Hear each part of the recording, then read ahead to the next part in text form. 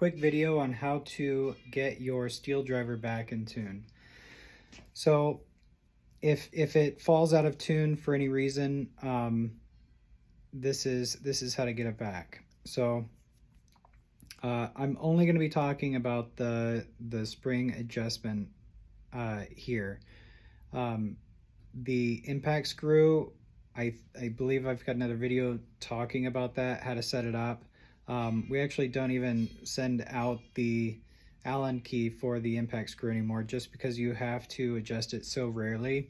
It comes ready to go, and if you adjust that too much, it can cause damage to the machine. And I've seen that with people kind of not knowing what they're doing, tightening it down too much, and then just burning out a motor really fast. So I'm only going to be talking about this guy here.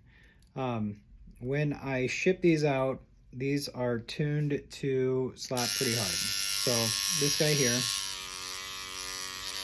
at 5.7 volts kind of wants to take my finger off. If you can see here, the hardest setting is going to be when the set screw here is flush with the top of the yoke. If you want to take some hit off of this, if it's hitting too hard, say if you want to use this machine to run smaller liners or black and gray, and it's just hitting the skin with too much force, and you want to ease it up a bit, then take the Allen key that the machine comes with and screw it in quarter turn increments. By tightening that set screw, you're putting more tension on that spring and allowing it, or making it so that it doesn't load as much on the backstroke. It's still hitting pretty hard, so I'm going to do another quarter turn.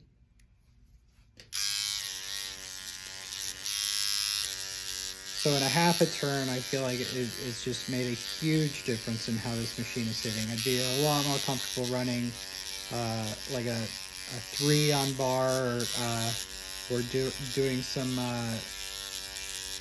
some smooth black and gray. You can go even lower with this set screw. You can screw it in a little more too.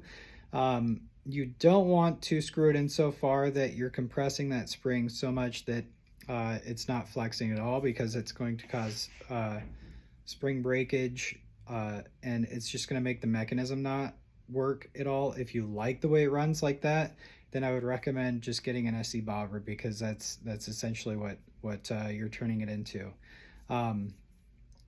So yeah, if you want to get it back to how I send it out, just unscrew the set screw to where it's flush at the top. That's how I send it out. If you've got some hours on your machine and that spring is kind of settled in, you can give it a quarter turn in. If that's the case, it would probably sound, it's a brand new machine, but if your machine spring has some hours on it and it's broken in, it'll probably sound chattery, like it's missing. I do recommend putting a little force under here when you're listening to it, because it will be, it does have the potential to sound a little off when it's unloaded, because I don't put any back tension in this mechanism to even that out, because I don't want to overload the mechanism. You're going to load it up anyway. It has to run good when it's loaded up, not as opposed to unloaded. So to get the best running machine while it's loaded,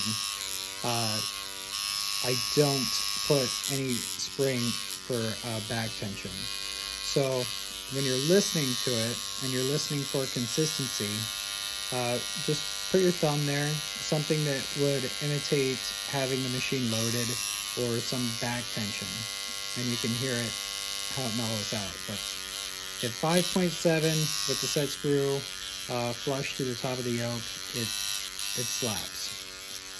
So, hope that helps. Thanks.